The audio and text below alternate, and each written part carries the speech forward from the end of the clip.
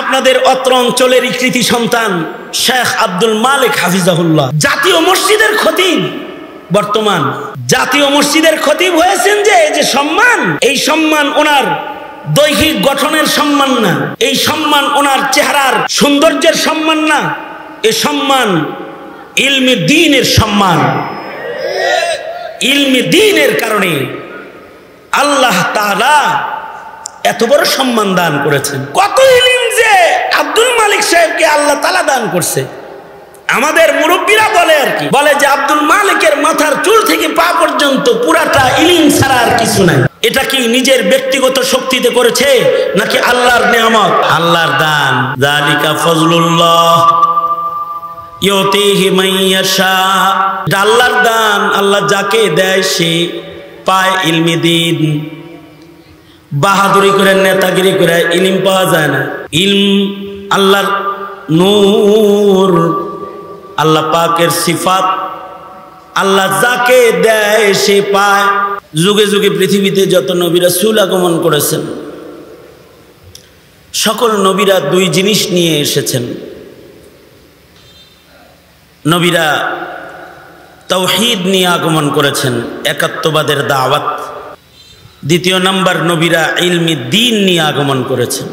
মানুষ যখন বহুত্ববাদের দিকে ধাবিত, তখন একত্ববাদ নিয়ে, তাওহীদ নিয়ে, ঈমান নিয়ে নবীদের আগমন যুগে যুগে হয়েছে। অর্থাৎ নবীগণ আল্লাহ পাকের একাত্মবাদ প্রতিষ্ঠা করেছেন এবং আল্লাহ পাকের পরিচয়, আল্লাহ যে একজন আছেন, এইটা উম্মতের মাঝে এই তালিম পেশ করেছেন। মানুষ যখন বস্তুর পূজায় গুমরাহির ভেতরে নিমজ্জিত, বস্তুর পূজা করে, কেউ আগুনের পূজা, কেউ গাছের পূজা, নবীরা তখন আল্লাহ পাকের পরিচয় তুলে ধরে বহুত্ববাদ থেকে একাত্মবাদ, এক আল্লাহর গোলামি করা শিক্ষা দিয়েছেন। এরই ধারাবাহিকতায় আমাদের নবীজিও যখন পৃথিবীতে আগমন করেছেন, মক্কাতুল মুকাররমার কাবা ঘরের ভেতরে তখন ৩৬০টা মূর্তি। আল্লাহর নবী এক নম্বর কাজ কওমকে তাওহীদের দাওয়াত দিয়েছেন। নবীজি ডেকে বলেছেন, কুলু লা ইলাহা ইল্লাল্লাহ, এই আরব জাতি তোমরা সবাই বলো লা ইলাহা ইল্লাল্লাহ তুফলিহুন, নাই কোনো মাবুদ এক আল্লাহ ছাড়া, রব একজন, তিনি আল্লাহ। এটা স্বীকার করো। যদি বলো লা ইলাহা ইল্লাল্লাহ, তাহলে সফল কাম হয়ে যাবা। তাওহীদ ও একাত্মবাদ, এটা যদি কেউ বিশ্বাসের সাথে মুখে একবার বলে, একবার তাওহীদ স্বীকারোক্তি দেয়, তাওহীদের এরও ফজিলত আছে। এ কারণেই আল্লাহর নবী নিজের চাচার মুখে তাওহীদ উচ্চারণ করানোর জন্য মেহনত করেছেন। আল্লাহর নবী নিজের চাচাকে বলেছেন, একবার বলেন লা ইলাহা ইল্লাল্লাহ। যদি আপনি একবার বলেন তো আমি আপনার জন্য শাফাআত করব, আশফাউ। অন্য বর্ণনায় আছে উহাজ্জু, আল্লাহর সাথে আপনাকে জান্নাতে নেওয়ার জন্য আমি বাড়াবাড়ি করব। শুধু মুখে একবার বলবেন লা ইলাহা ইল্লাল্লাহ।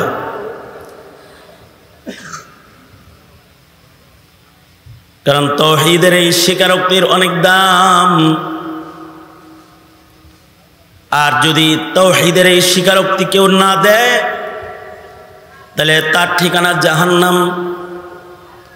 নবীজির চাচার স্বীকারোক্তি দেয় নাই, সব স্বীকার করে কিন্তু তাওহীদের স্লোগান দেয় না, লা ইলাহা ইল্লাল্লাহ বলে না।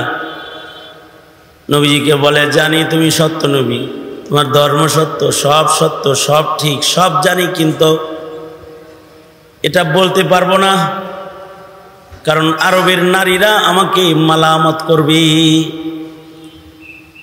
আমার কবরের পারে নাচবে আর গান গাইবে আর বলবে বাপ দাদার এই ধর্ম ছাইরা ভাতিজার ধর্ম কবুল করে কবরে গেলা। এই মালামত আমি বরদাস্ত করব না।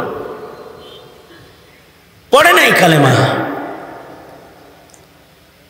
জাহান্নামে যাবে। ইসলাম সত্য এটা মানত, নবীজি সত্য নবী তাও মানত, কোরআন সত্য তাও মানত, কিন্তু তাওহীদ উচ্চারণ করে নাই, লা ইলাহা ইল্লাল্লাহ মুখে বাইর করে নাই, দোজখের আগুনে নিক্ষিপ্ত, জাহান্নামে যাবে। এ কারণে আল্লাহর রাসূল সাল্লাল্লাহু আলাইহি ওয়াসাল্লাম মুসলিম ঘরে জন্ম নেওয়া বাচ্চা কথা বলা শিখলে তার মুখে আল্লাহ বের করার জন্য নবীজি উৎসাহ প্রদান করছে। বাচ্চা যখন কেবল মুখ খুলে তখন তার প্রথম শব্দ আল্লাহর নাম বের করা। আর এক বর্ণনায় আছে যার প্রথম কথা হবে লা ইলাহা ইল্লাল্লাহ, আর শেষ কথা হবে লা ইলাহা ইল্লাল্লাহ। কারণ প্রথম কথা যদি হয় তাওহীদের বাণী লা ইলাহা ইল্লাল্লাহ, আর যদি শেষেও হয় লা ইলাহা ইল্লাল্লাহ, অর্থাৎ মৃত্যুর আগে কেউ যদি তার মুখে উচ্চারণ করে লা ইলাহা ইল্লাল্লাহ, মান কানা আখিরু কালামিহি লা ইলাহা ইল্লাল্লাহ, তাহলে দাখালাল জান্নাহ, সে আল্লাহর জান্নাতে চলে যাবে। প্রথম কথা লা ইলাহা ইল্লাল্লাহ, শেষ কথা লা ইলাহা ইল্লাল্লাহ হইলে মাঝখানের সময়ের হায়াতের গুনাহ আল্লাহ তাআলা তাকে মাফ করে দিবে এবং তার হিসাব আসান করবেন, জান্নাতে চলে যাবে। এমনকি হযরত আবু হুরায়রা থেকে রিওয়ায়াত, কারোর দিলের ভিতরে যদি থাকে লা ইলাহা ইল্লাল্লাহ, মরার সময় তাওহীদ থাকে কারোর দিলে, মাম্মাতা ওয়া হুয়া ইয়ালামু লা ইলাহা ইল্লাল্লাহ, কেউ মৃত্যুবরণ করতেছে তখন তার দিলের ভেতরে আছে সে জানে লা ইলাহা ইল্লাল্লাহ, এই বিশ্বাস তার হৃদয়ের ভেতরে আছে, তাহলে দাখালাল জান্নাহ। এই তাওহীদের বিশ্বাস, এটার এত দাম, মরার সময় হৃদয়ে থাকলে সে আল্লাহর জান্নাতে চলে যাবে। এ কারণে কারোর কারোর তাওহীদ নসিব হয়ে যায় মৃত্যুকালে। এক হিন্দু ভদ্রলোকের ইন্তেকাল হয়েছে, তাকে এক বুজুর্গ স্বপ্নে দেখে যে সে আল্লাহর জান্নাতের ভিতরে ঘুরতেছে। তুমি না হিন্দু ছিলে, তুমি কিভাবে জান্নাতে এলে? তো লোক বলে আমি হিন্দু বটে, কিন্তু আমার কাছে ইসলামের বিধানের একটা সম্মান ছিল। রোজার মাসে আমার সন্তানদেরকে প্রকাশ্যে খাবার খেতে দিতাম না। মুসলমানরা যখন খানা খায় আমরা তখন খানা খাইতাম।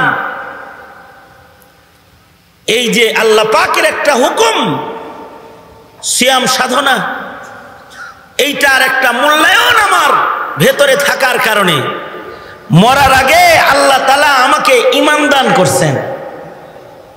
মৃত্যুর আগে আমার হৃদয়ে এটা স্থাপন হয়েছে লা ইলাহা ইল্লাল্লাহ। ঈমানের মওত দান করেছেন। তাওহীদের বিশ্বাস যদি কারোর থাকে, তার যদি আমল কমও হয়, একদিন না একদিন সে আল্লাহর জান্নাতে যাবে। তার তাওহীদ যদি গড়বড় না হয়, আর সে যদি ঈমান নিয়ে কবরে যায় কোন রকম, তাহলে আদনা ঈমানদার যাররা ঈমানও যে কবরে নিয়ে গেল, অর্থাৎ মুসলমানদের ভিতরে সবচেয়ে কনিষ্ঠ ঈমানের মালিক যে, যার কোনো নেক আমল নাই, শুধুই মাত্র তার ঈমানের বিশ্বাসটাই তার ভেতরে আছে, এরকম একটা ঈমান কেউ যদি লইয়া কোন রকম কবরে যায়, সরওয়ারে দো আলম নবী বলেছেন তাকেও আল্লাহ তাআলা এমন একটা জান্নাত দান করবেন, এই উম্মতের সর্বশেষ মুমিন যে আল্লাহর জান্নাতে প্রবেশ করবে, তার জান্নাতটা হবে এমন পৃথিবীর 10 পৃথিবীর সমান। আমি আপনাদের এলাকায় আসি কম, কারণ আমি অসুস্থ রোগী, তো লম্বা সফর আমার মুশকিল। আপনাদের সাথে খাতির কম, আপনারা সুবহানাল্লাহ কইতে চান না। না জানি এই এলাকার অবস্থাই এই যে একজন মূর্তির মতো বসে বয়ান করবো, কেউ নাউজুবিল্লাহ করবো না, সুবহানাল্লাহ বলবেন, আমি এটাও জানি না, কারণ খুব বেশি আসি না যে। কমাস কম আপনারা যে কথা শুনতে পাইতেছেন বা শুনতেছেন, আমাকে বুঝতেছেন, একটু হাত তোলেন তো। এক হাত বুঝতেছেন না পুরাপুরাই বুঝতেছেন? হ্যাঁ, দুনো হাত তোলেন, তাহলে নাড়াচাড়া দেন দেখি। জবান খুলে আওয়াজ করে বলেন সুবহানাল্লাহ। আরেকটু জোরে করে বলেন সুবহানাল্লাহ, আলহামদুলিল্লাহ, লা ইলাহা ইল্লাল্লাহ। বুলন্দ আওয়াজে আল্লাহকে খুশি করে বলুন আল্লাহু আকবার। স্বাধীন বাংলাদেশ, আস্তে বলতে আর বলার কেউ নাই এখন, জোরে বলেন আল্লাহু আকবার। মাশাআল্লাহ। এই যেমন আমার দিকে ছিলেন, আপনারা আমার মুখেই থাকেন। আশপাশে নওজওয়ান যারা আছো, তোমরাও পারলে মজলিসে শামিল হয়ে যাও। মজজার মাহফিল, বড় বাবরকত এক মজলিস, মুরব্বীরা আসছেন।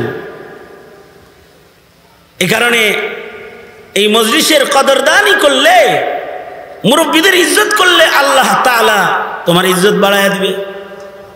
বড়রা আসছেন, উজানি মাদ্রাসার মুহতারাম সাহেব হুজুর চলে আসছেন, আরো হাজরাত উলামায়ে কেরাম আসতেছেন। তা আমি যেটা বলতেছিলাম যে সর্বকনিষ্ঠ তাওহীদের কত দাম, এমন পৃথিবীর 10 পৃথিবীর সমান জান্নাত দেওয়া হবে সর্বকনিষ্ঠ ঈমানদারকে, যার তাওহীদের বিশ্বাসটা কোন রকম আছে।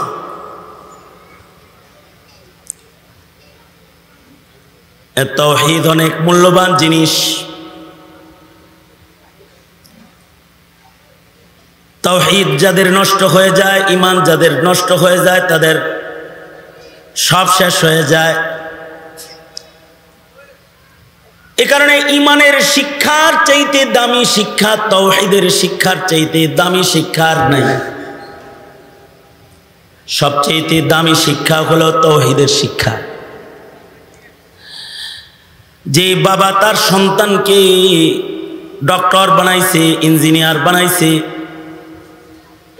তাকে বড় অফিসার বানাইছে, কিন্তু তাকে তাওহীদ শিখায় নাই, সে তার সন্তানটাকে দোজখে ফেলছে।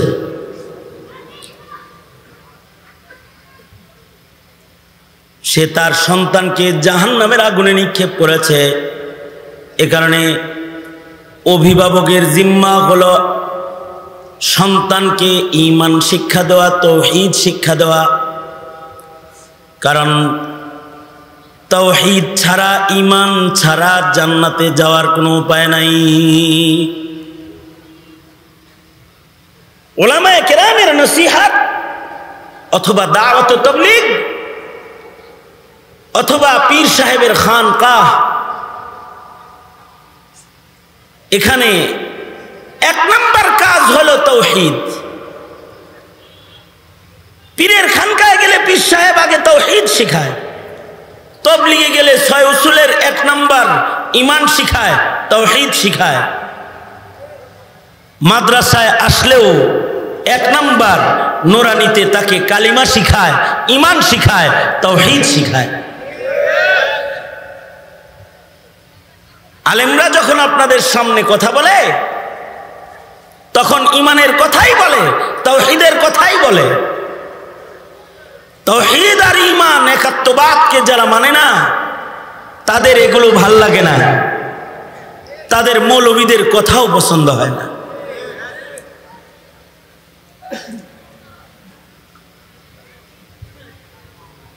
সরকারি শক্তি নিয়ে আপনার সন্তানের তাওহীদ নষ্ট করার মেহনত বিগত দিনের সব সরকার করেছে। সামনে যে আসছে এ যে কি করব, বর্তমান যে আসছে সে যে কি করব, আল্লাহ পাক ভালো জানে। বিগত দিনে আওয়ামী লীগ আপনার সন্তানের শিক্ষা সিলেবাসকে তছনছ করে দিয়েছে। এখান থেকে আপনার সন্তান যেন রব শিখতে না পারে, ধর্ম কি জিনিস সেটা বুঝতে না পারে, স্রষ্টাকে এটা যেন চিনতে না পারে, যত অপচেষ্টা আছে সব করছে। আওয়ামী লীগের ন্যূনতম একজন ইউনিয়ন লেভেলের নেতাও যদি মাইক পাইতো, মাইক পাইয়া কি বলতো জানেন? ইস্তেমার জায়গা আমরা দিছি, ফাউন্ডেশন আমাদের, কাকরাইল আমাদের, সব আমরা দিছি, মসজিদ নির্মাণ করেছি প্রতি থানায় থানায় একটা করে। আর আমার নেত্রী তাহাজ্জুদ ডেলি পড়ে, সকালবেলায় 5 পারা কোরআন শরীফ পড়ে, ইশরাকের নামাজ না পড়ে উঠে না, উনি পর্দা করে, পট্টি পড়ে, আবৃত চলাফেরা করে। ওনার মতো আল্লাহওয়ালা মানুষ হয় না, রাবেয়াতুল বসরি এগুলা বলতো। কিন্তু জ্বর কেটেছে, জ্বর কেটেছে। এদেশের শিক্ষা সিলেবাসকে তছনছ করে ন্যূনতম ধর্ম শিক্ষা যেটা স্কুল কলেজ ইউনিভার্সিটিতে ছিল সেগুলোকে কাটছাট করে সব সরাইছে, নাই এখন। হ্যাঁ, আমি তো বলার জন্যই বসছি, আপনি দিয়ে ওয়াজ শুরু করে দিলেন কাকা। আমাদের সন্তানরে ডারউইনের ভ্রান্ত মতবাদ পড়াইলো, ট্রান্সজেন্ডার পড়াইলো, গোমাতা পড়াইলো, কিন্তু মহানবী চিনে অথবা আল্লাহ চিনে সে সব সরাইল। সঙ্গত কারণেই বর্তমান সমাজের মুসলমানের ভেতরে নাস্তিকের সংখ্যা বেশি, নাস্তিকের সংখ্যা বেশি। এক সময় গোটা দেশে নাস্তিক ছিল 1টা 2টা 4টা, এইগুলাও নাস্তিকতা কইরা দেশে টিকতে পারতো না। শাহজালালের দেশের নওজোয়ান মুজাহিদেরা ওদেরকে দেশ ছেড়ে যেতে বাধ্য করত, ওরা দেশ ছেড়ে দেশান্তর হয়ে থাকত। কিন্তু এই যে জমানা চলছে, এই জমানায় নাস্তিকদের পাওয়ার এত বেশি যে তারা দেশ চালায়। এ কারণে যারা ঈমানের কথা বলবে তারা জেলখানায়, আর যারা ঈমানকে ধ্বংস করার চক্রান্ত করে ওরা সংসদের চেয়ারে বসে উঙ্গুলি নাড়ায়, ওরা ওইখানে বসে থাকে। এই যে দ্বীনি অধঃপতন, দ্বীনি শিক্ষার অধঃপতন যেটা, এটার কারণে জমিনটা তো শাহজালালের, শাহ মাখদুমের, লাখো আউলিয়ার দেশ বাংলাদেশ। হাফিজি, পীরজি, শেখুল হাদিস আল্লামা আজিজুল হক মুফতি আমিনী, আহমদ শফি, জুনায়েদ বাবুনগরীর বাংলাদেশ। কিন্তু এই বাংলাদেশে নাস্তিকরা তাদের নাস্তিকতা, চাষাবাদের স্বপ্ন লালন করে। কাদিয়ানীরা তাদের কাদিয়ানিয়তকে প্রতিষ্ঠিত করার স্বপ্ন লালন পালন করে। আর মুমিন মুসলমানদের প্রতিনিধি যারা, তাদেরকে মসজিদের মিম্বরে আর মেহরাবের ভেতরে ভীতু সন্ত্রস্ত জীবনযাপন করার জন্য বাধ্যকর পরিবেশ ওরা কায়েম করছে।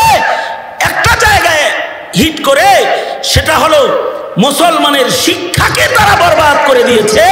তারা যেন তাওহীদ না চিনে, তারা যেন রিসালাত না চিনে, তারা যেন ইসলাম না চিনে, এই অপচেষ্টা তারা করতেছে। সুতরাং নিজের সন্তানকে যদি মুমিন বানাইতে হয় আর তার ঈমান যদি কবরে নেওয়ার মতো ঈমান যদি তাকে উপহার দিতে হয়, তবে এক নাম্বার কাজ হলো নবীরা যে তাওহীদের বার্তা নিয়ে আগমন করেছেন, সন্তানকে ওই তাওহীদ শিক্ষা দেওয়া। যে কোনো কাজে, যে কোনো আমলে, যে কোনো সময়ে সব কিছু তার রব স্মরণ করায় দেওয়া। খানা খাওয়াইতেছে, বলানো বলো বিসমিল্লাহ। তোমার কিছু লাগবে তো তাওহীদ শিখো। বাচ্চা খাবার চায় তো কয় আল্লাহর কাছে চাও, নামাজ পড়ো, দোয়া করো। এরপরে মা খানা নিয়ে দেয়া কয় বলো কে দিল খানা? আল্লাহ দিছে। এভাবে তাওহীদ শিখাইছে। আর ব্রাক আশা এসে শিক্ষা চালু করেছে আমাদের কচি কচি মুসলিম ঘরের বাচ্চাদেরকে। ওরা চকলেট দিয়ে বলে, বলো তো চকলেট কে দিছে? আল্লাহ দিছে না আপা দিছে? বলো আপা দিছে। কে দিছে? আমি দিলাম। বলো আপা দিছে। তার মানে একেবারে বীজ থেকে, জড় থেকে তাওহীদ নষ্ট করার চক্রান্তে ওরা লেগেছে। আপনাকে সচেষ্ট হতে হবে তাওহীদ রক্ষা করার। সন্তানের তাওহীদ যেন নষ্ট না হয়ে যায়। আমাদের আকাবিররা, যেমন এখনকার প্রাণী বিজ্ঞান, এই জমানার প্রাণী বিজ্ঞান পড়লে তাওহীদ নষ্ট হবে, আল্লাহ বিশ্বাস নষ্ট হবে। ওই যে নিজেরে আল্লাহর বান্দা মনে না করে মনে করবে আমি বান্দরের বাচ্চা, ডারউইন। এই প্রাণী বিজ্ঞানের শিক্ষা কি?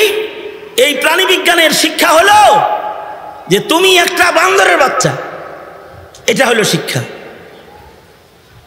প্রাণী বিজ্ঞান কিন্তু আমাদের বুজুর্গরাও লিখেছেন, প্রাণী বিজ্ঞানের উপরে কিতাবও আমাদের আকাবিররা লিখেছেন। যেমন কামালউদ্দিন দমিরি রহমাতুল্লাহি আলাইহি প্রাণী বিজ্ঞানের উপরে কিতাব লিখেছেন, হায়াতুল হাইওয়ান। কিতাবের নাম হায়াতুল হাইওয়ান। হাইওয়ানাতের বিষয়ে উনি কিতাব রচনা করেছেন।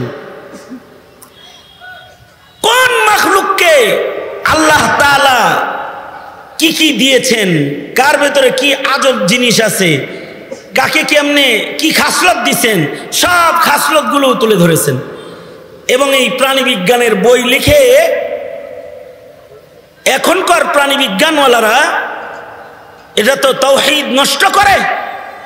আর কামালউদ্দিন দমিরি যে হায়াতুল হাইওয়ান লিখেছেন, এটা দিয়েও তাওহীদ শিখাইছেন। দেখছো আল্লাহ কি বানাইতে পারে, আল্লাহর কুদরত শিখাইছেন। যেমন হায়াতুল হাইওয়ানের মধ্যে কবুতরের বর্ণনা আছে। কবুতরের একটা স্বভাব হলো, কবুতর সে বাচ্চা ফুটানোর পরে কবুতরের যখন ডিমের আবরণ থেকে তার বাচ্চাগুলা বের হয়, বাচ্চাগুলা বের হওয়ার পরে কবুতরের একটা স্বভাব হলো 3 দিন সে তার বাচ্চাগুলাকে পাহারা দেয়। 3 দিন বাচ্চার সাথে থাকে, 3 দিন। এই 3 দিন কবুতরের আর খানা পিনা কোনো কিছু থাকে না, বাসার ভিতর থেকে বাইরে হয় না। বাচ্চা হওয়ার পরে 3 দিন এই বাচ্চা লয়ে থাকে। এখন প্রশ্ন হলো, এই আওয়াজ বাড়াও ভিতরে, এই মাইকেল আওয়াজ বাড়াও ভিতরে, ভিতরে আওয়াজ বাড়াও। হলো যে বাচ্চা যে 3 দিন কবুতর পাহারা দিল, এই 3 দিন কবুতর বাচ্চাকে কি করেছে? এমন তো না বিষয় যে কবুতরেরও দুধ আছে, কবুতর তার বাচ্চারে দুধ খাওয়াইছে। কি কবুতর তো আর তার বাচ্চারে দুধ খাওয়ায় নাই। কবুতর করলোটা কি এই 3 দিন? কামালউদ্দিন দমিরি রহমতুল্লাহ আলাইহি আজব তথ্য বলেছেন। উনি বলেন কবুতর এই 3 দিন কবুতরের বাচ্চার পাকস্থলীকে খুলেছে। কবুতরের জন্মের পরে তার পাকস্থলী টিউবের মতো এরকম লেগে থাকে। যদি এই পাকস্থলীকে খোলা না হয়, খানা ভিতরে ঢুকবো না। পাকস্থলীটা খুলবে কেমনে? এই 3 দিন মা কবুতর তার বাচ্চাগুলাকে মুখে শ্বাস দিয়ে দিয়ে তার পাকস্থলী ফুলাইছে বেলুনের মতো। এবার যখন পাকস্থলীটা ফুলে গেছে, 3 দিন পরে এবার কবুতর তার ঠোঁট দিয়ে খাবার তুলে নিজের সন্তানকে খাওয়াইছে। আল্লাহু আকবার, জোরে করে বলেন। প্রশ্ন হলো, কবুতর যে তার বাচ্চার পেটের পাকস্থলী বন্ধ থাকে, এই শিক্ষাটা কবুতর পাইল কোথায়? অথবা তার বাচ্চার পাকস্থলী যে এরকম লাগা আছে, এটা দেখলো কেমনে? সে তো আর আল্ট্রাসোনোগ্রাম করার জন্য কোনো প্যাথোলজিক সেন্টারেও বাচ্চা লয়ে যায় নাই, অথবা কোনো মেশিনের মাধ্যমে তার বাচ্চার পাকস্থলী সে দেখেও নাই। আর ফু দিলেই যে পাকস্থলী ফুলবে, এই ইলমি বা তাকে কে দিল?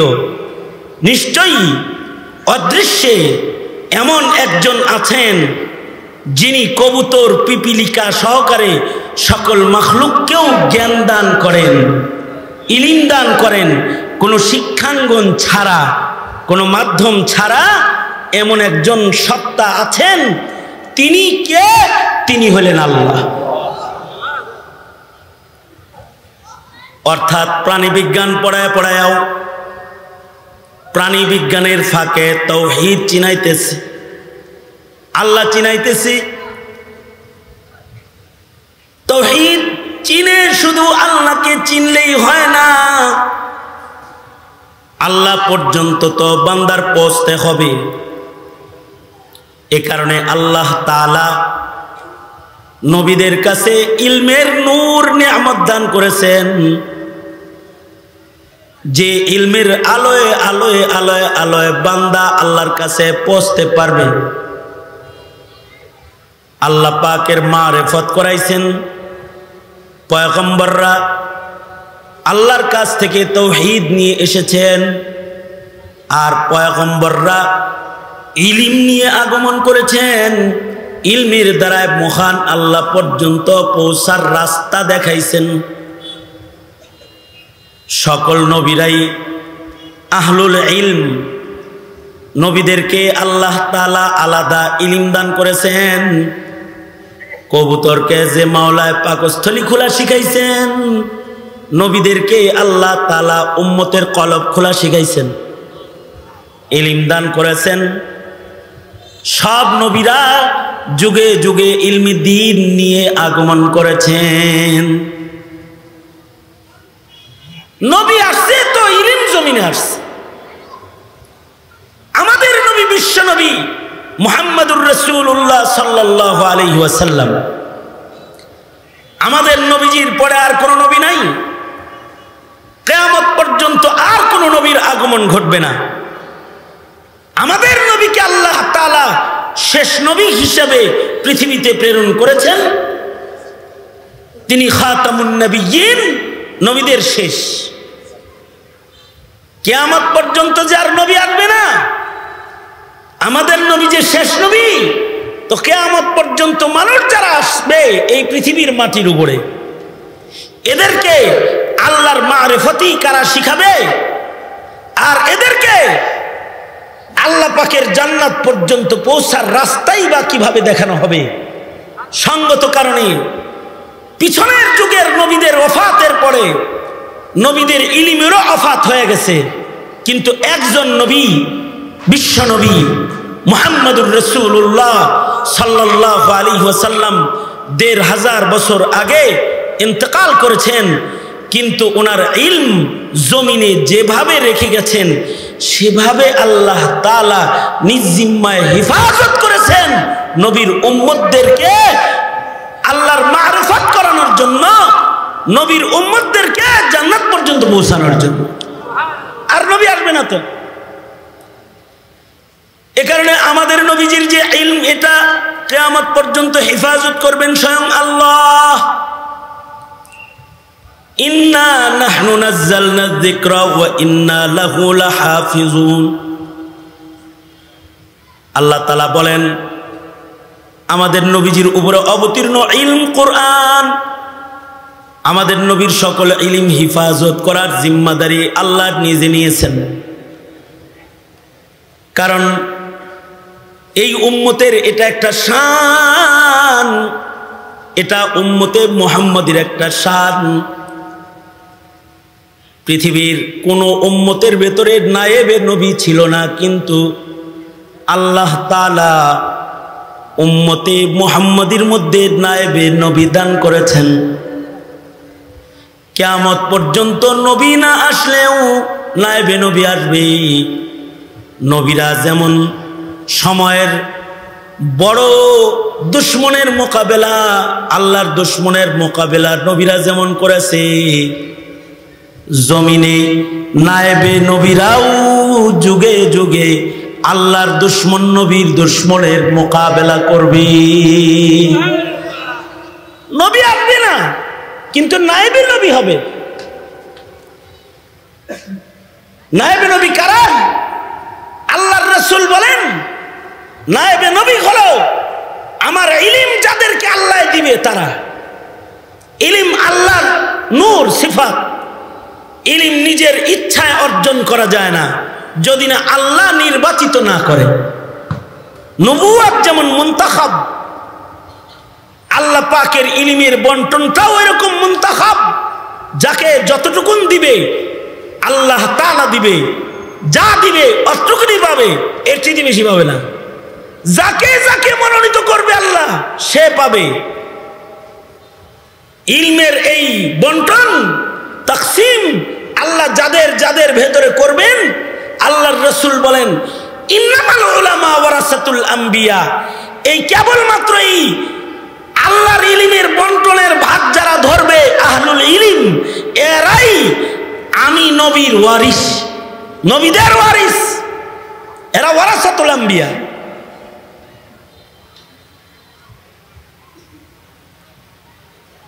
ইলমের বন্টন যে আল্লাহ করে এটা বুঝার জন্য যে কোনো মাদ্রাসার হেফজখানায় গেলেই চলবে। বড় লোকের বেটা ভালো খাওয়ায় কিন্তু সবক দিতে পারে না 3 লাইন। চেহারাও দেখতে ভালো, না দোষ না দোষ, সবক দেওয়ার কায়দা নাই। কিন্তু গরিবের বেটা, রিকশাওয়ালার সন্তান, বাড়িতে গেলে খায় পান্তা ভাত, না খায় থাকে, মাদ্রাসায় খায় যাকাত। কিন্তু আল্লাহ তাআলা ওকে এভাবে মনোনীত করেছে, ও 7 মাসে হাফেজ হয়ে গেছে। ওর যে সিনার ভেতরে দুর্বল দেহে কোরআন আটকাইলো, বুঝা থাকলে জোরে করে বলেন কে আটকাইছে? ওইটা আল্লাহ আটকাইছে। শক্তি দিয়ে না, চেষ্টা দিয়ে না, আল্লাহ পাক দান করেছে। এই কি আপনাদের অত্র অঞ্চলের কৃতি সন্তান শেখ আব্দুল মালিক হাফিজাহুল্লাহ, জাতীয় মসজিদের খতিব, বর্তমান জাতীয় মসজিদের খতিব হয়েছেন। যে এই যে সম্মান, এই সম্মান ওনার দৈহিক গঠনের সম্মান না, এই সম্মান ওনার চেহারার সৌন্দর্যের সম্মান না, এই সম্মান ইলমে দ্বীনের সম্মান। ইলমে দ্বীনের কারণে আল্লাহ তাআলা এত বড় সম্মান দান করেছেন। আহলুল ইলম, কত ইলম যে আব্দুল মালিক সাহেবকে আল্লাহ তাআলা দান করছে। আমাদের মুরব্বীরা বলে আর কি, বলে যে আব্দুল মালিকের মাথার চুল থেকে পা পর্যন্ত পুরাটা ইলম ছাড়া আর কিছু নাই। এটা আল্লাহর দান, আল্লাহ যাকে দিবে সে অর্জন করতে পারে। আপনাদের এই এরিয়ার একটা ছেলে হিফজ সম্পন্ন করেছে 49 দিনে, এরকম একটা খবর আমরা পাইছি। নোয়াখালী এই এলাকার একটা ছেলে মাত্র 49 দিনে হিফজুল কোরআন সম্পন্ন করেছে। আচ্ছা, 49 দিনে হিফজুল কোরআন সম্পন্ন করা, আওয়াজ বাড়াও, আমার কষ্ট হইতেছে। 49 দিনে হিফজুল কোরআন সম্পন্ন যে করলো, এটা কি নিজের ব্যক্তিগত শক্তিতে করেছে নাকি আল্লাহর নেয়ামত, আল্লাহর দান? যালিকা ফজলুল্লাহ ইউতিহি মান ইয়াশা, এটা আল্লাহর দান, আল্লাহ যাকে দেয় সে পায় ইলমি দিন। বাহাদুরি করে নেতাগিরি করে ইলম পাওয়া যায় না, টাকার বিনিময়ে ইলম কেনা যায় না, দৈহিক শক্তিতে ইলম অর্জন করা যায় না, ব্রেন ভালো হইলেই আলেম হয় না। ইলম আল্লাহর নূর, আল্লাহ পাকের সিফাত, আল্লাহ যাকে দেয় সে পায়। এ কারণে আল্লাহ তার বন্ধুকে বলে অকুর রব্বি জিদনি ইলমা, ও বন্ধু আপনিও যদি ইলিম আমার কাছে চান তাহলে আমি ইলিম বাড়াবো। আপনি বলুন, হে আমার রব, হে আমার প্রতিপালক, আপনি আমার ইলিমকে বৃদ্ধি করে দেন, কারণ এটা আল্লাহর দান। আমি এক জায়গায় পাগড়ি দিতে গেছি, তো ছোট একটা বাচ্চা ও পাগড়ি নিতে আইছে, তখন ওর নাকের পানি পড়তেছে, নাকের পানি খালি টানাটানি করতেছে। তা আমার কাছে আসলে আমি ওকে বললাম, হ্যাঁ আমি এই কথা বলতে পারি। ও এমনি করে একটা টান মারছে, এইভাবে টান মেরা এইগুলোও মাখাইছে, এগুলোও মাখাইছে, সব মাখাইছে।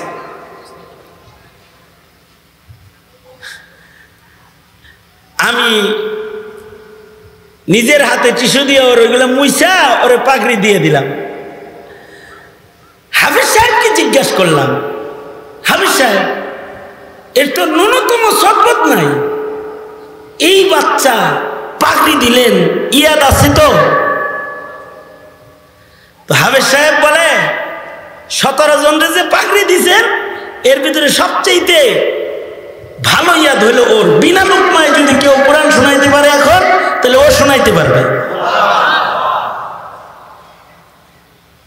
বয়স তো 9-8, কিন্তু তার কল্পটাকে আল্লাহ তাআলা লৌহে মাহফুজ বানাইছেন। আল্লাহর দান, আল্লাহ দিছেন।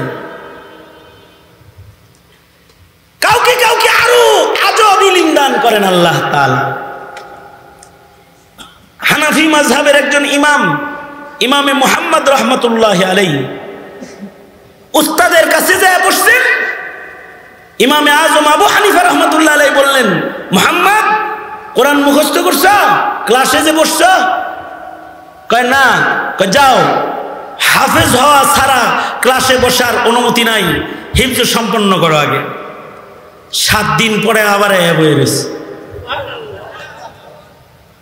বলে মুহাম্মদ কোরআন কি মুখস্থ হয়েছে?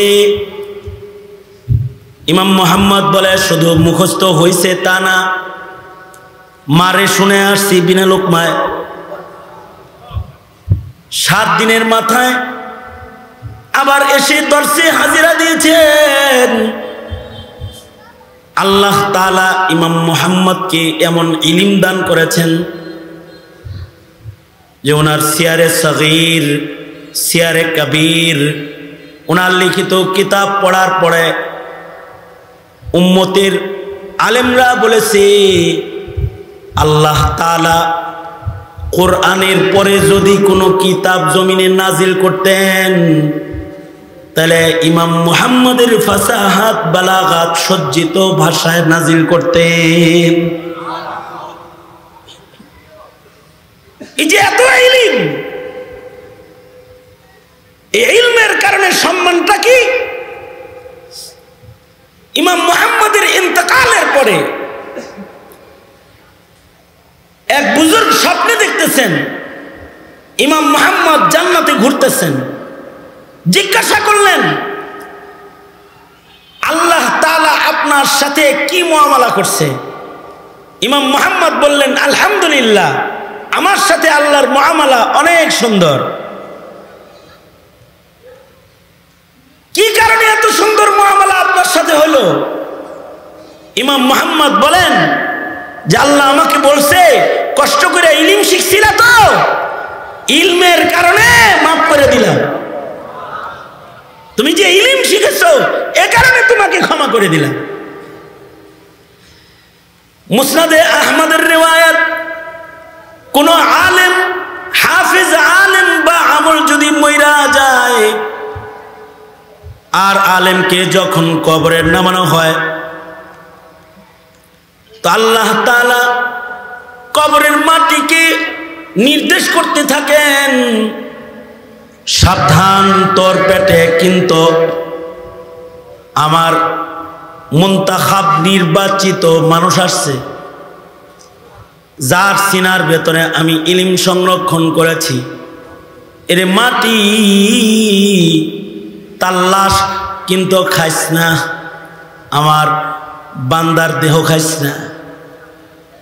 আল্লাহ পাকের কাছে আলেম বা আমলের এত দাম, মাটিকেও তার সাথে সুন্দর আচরণ করার জন্য আল্লাহ তাআলা নির্দেশ দেয়। আলেমে বা আমল আল্লাহর কাছে এত দাম। ইন্নাল্লাহা ইয়াবআসুন নাসা ইয়াওমাল কিয়ামা সুম্মা ইউমাইয়িজুল উলামা ফায়াকুলু ইয়া মা'শারাল উলামা ইন্নী লাম আযা ইলমি ফীকুম লিউআযিবাকুম ইযহাবু ক্বাদ গাফারতু লাকুম। ময়দানে মাহশারেও আল্লাহ তাআলা আলেমদেরকে সাধারণ পাবলিকের সাথে রাখবে না। আল্লাহ তাআলা আলেমদেরকে আলাদা করে দাঁড় করায় বলবি, এহে আলেমরা, তোমাদের সিনাকে ইলমের জন্য আমি নির্বাচন করেছিলাম, যাও, তোমাদেরকে ইলম দান করেছিলাম, এ কারণে আজকে তোমাদেরকে মাফ করে দিলাম, বিনা হিসাব তোমরা জান্নাতে চলে যাও। ইযহাবু ক্বাদ গাফারতু লাকুম। আলেমের সম্মান আল্লাহর কাছেও আছে, আলেমের সম্মান নবীজির কাছেও আছে। নবীজি আলেমদের সম্মান বর্ণনা করে গেছেন। এ কারণে সাহাবায়ে কেরাম ইলমের সম্মান করতেন। সাহাবায়ে কেরামের ভেতরে যে বড় আলেম তাকে সবাই সম্মান করতেন। কেন? তার কাছে ইলম আছে। ইলম তো ওই ধন, যেহেতু তার কাছে ইলম আছে, তার কাছে মারিফত আছে, সুতরাং ইন্নামা ইয়াখশাল্লাহা মিন ইবাদিহিল উলামা। আলেমরাই আল্লাহকে বেশি ভয় করে। তার কাছে যেহেতু ইলম আছে, সুতরাং তার তাকওয়া কম না, তার তাকওয়া বেশি। আলেমের তাকওয়ার গ্যারান্টার হলেন আল্লাহ তাআলা নিজে। আল্লাহ নিজে বলেন, ইন্নামা ইয়াখশাল্লাহা মিন ইবাদিহিল উলামা। এর মৌলিক কারণ কি? মৌলিক কারণ হলো আলেমের কাছে ইলম থাকার কারণে আলেম চিনে বেশি আল্লাহকে। যে যারে চিনে বেশি সে তারে মানে বেশি। এ কারণেই সাহাবায়ে কেরাম হযরত আবু বকর সম্পর্কে বলতেন, কানা আবু বকর আলামানা। আবু বকর আমাদের ভিতরে সবচেয়ে বড় আলেম। শুধুই মাত্র আবু বকর আমল বেশি, সোহবত বেশি তা না, ইলমও আবু বকরের বেশি। কানা আবু বকর আলামানা। আবু বকর আমাদের ভিতরে বড় আলেম, সিদ্দিক আকবর। আসল নাম তো আব্দুল্লাহ, আবু বকর কুনিয়াত। কেন? ওই আগে আগে মুসলমান হইছে আবু বকর, এবং আগে আগে জান্নাতেও যাবে, ইলমও বেশি, সবার আগে জান্নাতে যাবে। আবু বকরের তাকওয়াও বেশি, আবু বকরের ইলম বেশি। অথচ আবু বকর থেকে অধিক হাদিস রেওয়ায়াত না। রেওয়ায়াতে হাদিসে আবু হুরায়রা, ইবনে ওমর, ইবনে আব্বাস ওনারা আগানো, কিন্তু হাদিসের রেওয়ায়াত কম, কিন্তু ইলম আসলে বেশি আবু বকরের। হযরত আবু বকরের ইলম বেশি, কিন্তু আবু বকরের চাইতে তো নবীজির ইলম বেশি। এ কারণে আবু বকর নবীর হায়াতে নামাজের মুসল্লায় দাঁড়াইতেন না। কখনো কখনো নবীজি নির্দেশ করে দাঁড় করাইতেন, যেমন মরজে ওফাতে আল্লাহর রাসূল নির্দেশ করে দাঁড় করাইছেন। আর একবার আল্লাহর রাসূল দাঁড় করাইছেন, কিন্তু হযরত আবু বকর পিছনে চলে আসছে। নবীজি একবার কুবায় যাবেন দুইজনের ঝগড়া মিটানোর জন্য, তো আল্লাহর রাসূল বেলালকে বলে গেলেন, বেলাল চা দিতে গো। বেলালকে বলে গেলেন, বেলাল আমি কুবায় গেলাম, দুইজনের ঝগড়া মিটানোর জন্য আমি কুবায় যাইতেছি। জোহরের নামাজের ওয়াক্ত হইলে তুমি আজান দিয়ে দিও। নবীজি ইমাম, নবীজির নামাজ পড়ান আর মুয়াজ্জিন হলেন হযরত বেলাল, ইমামুল মুরসালিন। মুয়াজ্জিন বেলালকে বলে যাচ্ছেন, জোহরের সময় হইলে আজান দিয়ে দিও, আর আমি যদি আসতে যদি আমার দেরি হয় তাহলে আবু বকরকে বইল আবু বকর যেন নামাজ পড়ায় দেয়। আল্লাহর রাসূল এই দায়িত্ব দিয়ে চলে গেলেন। নবী আলাইহিস সালাতু ওয়াস সালামের কুবায় দেরি হয়ে গেল। আল্লাহর রাসূল কুবায় দেরি হয়ে গেলে মসজিদে মুসল্লিরা চলে আসছে। হযরত বেলাল বললেন, নবীজি বলে গেছে আবু বকর নামাজ পড়ান। হযরত আবু বকর বলে, ওমর আপনি পড়ান। হযরত আবু বকর বলে, আপনি পড়ান। ওমর বলে, নবী বলছে আপনারে পড়াইতে, আপনি পড়ান। ধাক্কা দিয়ে হযরত আবু বকরকে আগায় দিছে। হযরত আবু বকর জোহরের নামাজ শুরু করেছে। এদিক দিয়ে নামাজ অর্ধেক হইতেই আল্লাহর নবী আয়া পড়ছে। নবীজি যখন আসছে, সাহাবায়ে কেরাম নামাজের ভেতরে হাতে আওয়াজ দিতেছে, তালি বাজাইতেছে, মানে বুঝাইতে চায় আবু বকর তোর আর মুসল্লায় দাঁড়ানোর দরকার নাই, রাসূল আয়া পড়ছে, আপনি পিছে আসেন। তো হযরত আবু বকর নামাজের তেলাওয়াতের ভেতরে এতটাই মনোযোগী যে সাহাবীরা যে আওয়াজ দিতেছে হযরত আবু বকর শুনতে পাইতেছেন না। এবার কয়েকজনে মিলা দিছে আওয়াজ। আল্লাহর রাসূল সাল্লাল্লাহু আলাইহি ওয়াসাল্লাম আসছেন, আবু বকর এটা বুঝে ফেলছেন নামাজরত। আল্লাহর নবী আবু বকরকে বললেন, পড়ায় ফেলাও, ইশারা দিয়ে বলছেন পড়াও, কিন্তু আবু বকর পড়ায় না। আবু বকর পিছনে এসে নবীজির জন্য মুসল্লা খালি করে দিয়েছে। আল্লাহর রাসূল নামাজের ইমামতি করলেন। নামাজের পরে আল্লাহর রাসূল সাহাবীদের কি বলে, তালি বাজায় লাগেন, আপনি আয়া পড়ছেন, এখন আপনার পিছে পড়বেন লেগে তালি বাজাইলা কেন? পুরুষরা যদি লুকমা দাও তাহলে তাকবীরের মাধ্যমে দিবা, যদি কিছু বলতে হয় ইমামকে তালি দিয়া বলবা না, হয় ইমাম সাহেব বলে ডাক দিয়া বলবা না, বলবা আল্লাহু আকবার, আল্লাহু আকবার। এ কারণে দেখবেন আমাদের ইমাম সাহেব যদি কোনো লোকমা দেয়, পেছনে যিনি জ্ঞান বুঝলা দাঁড়ানো থাকে তিনি বলে আল্লাহু আকবার। মহিলারা তাদের আওয়াজও যেহেতু পর্দা, আগের যুগে মাহরাম সহ মহিলারাও মসজিদে এক সময় আসতো, যার মাহরাম সহ আসার এজাজত ছিল সে আসতো। তো নবীজি ওই সময়ে বললেন যে নারীরা যদি লুকমা দেয় তাহলে নারীদের গলার আওয়াজও যেহেতু পর্দা, নারীরা আওয়াজ করবে, কিন্তু পুরুষরা আল্লাহু আকবার বলবা। কথা হলো আবু বকর যে সামনে গেলেন না, নবীজিকে দাঁড় করায় দিলেন কেন?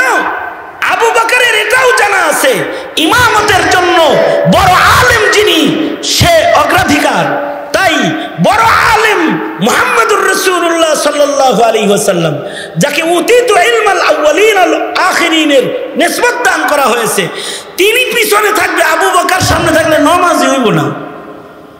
তো হযরত আবু বকর নিজে পিছনে চলে আসছেন, আল্লাহর রাসূলকে সামনে বাড়ায়া দিয়েছেন।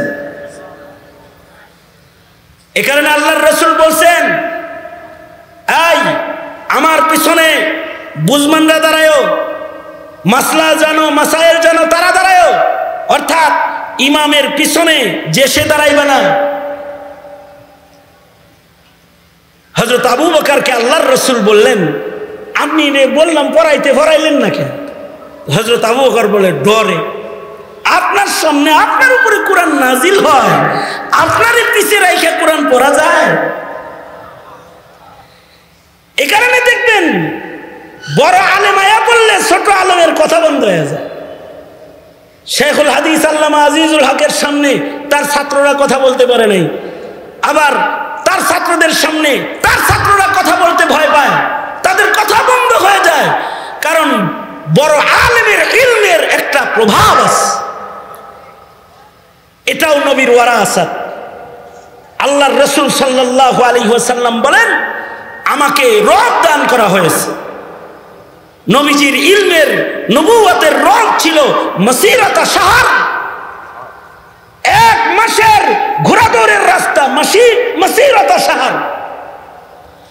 এক মাস ডানে বামে ঘোড়া দৌড়ায় গেলে যে পর্যন্ত যাওয়া যাবে ওই পর্যন্ত নবীজির প্রভাব করে থাকতো।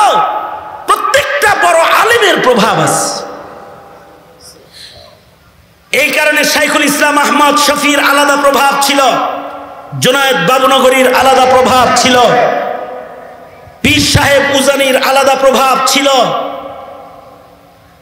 আল্লামা আজিজুল হক রহমতুল্লাহ আলাইহির প্রভাব একরকম ছিল, মুফতি আমিনীর প্রভাব একরকম ছিল, জুনায়েদ বাবুনগরী রহমতুল্লাহ আলাইহির প্রভাব একরকম ছিল।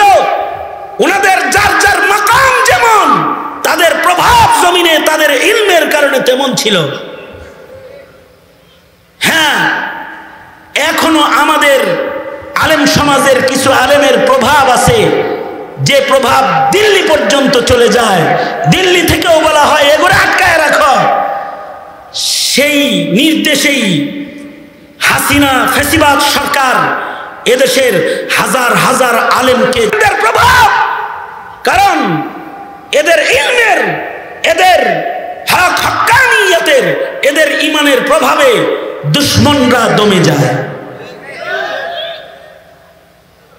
সুতরাং একদল আলেম চলে যাবে, আর এক দল থাকবে, সেই দল এক সময় চলে যাবে, আর এক দল রাখতে হবে, রাখবেন আল্লাহ তাআলা। কিন্তু এই ইলমের সাথে যারা তাআবুনকারী হয়ে, মহব্বতকারী হয়ে জড়ায়া থাকবে, তাদেরকেও আল্লাহ তাআলা মর্যাদা দান করবে। যারা ইলম শিখবে তাদেরও আল্লাহ তাআলা মর্যাদার মাকাম দান করবে। যারা ইলম শিখাবে তাদেরকেও আল্লাহ তাআলা মূল্যায়ন করবেন। এ কারণেই যাদের নসলে ইলম জিন্দা হবে তাদেরও মূল্যায়ন করবেন।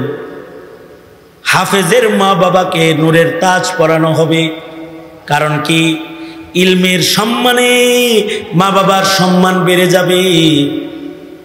এলাকাবাসী আপনারা যারা আছেন, খুশনসিব আপনাদের যে হাদিসের দর্শসহ একটা মাদ্রাসা, ইলমি মারকাজ আপনাদের গ্রামে আছে।